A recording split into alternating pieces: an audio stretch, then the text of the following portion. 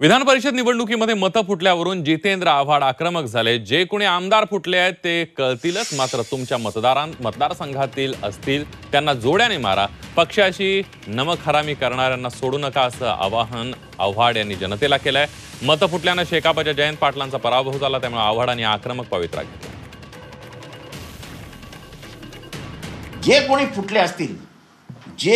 फुटले असतील त्यांना मी तेथली जनतेला, या मतदारसंघातनं निवडून आलेत त्यांना आव्हान करीन की ह्यांना जोड्याने मारा।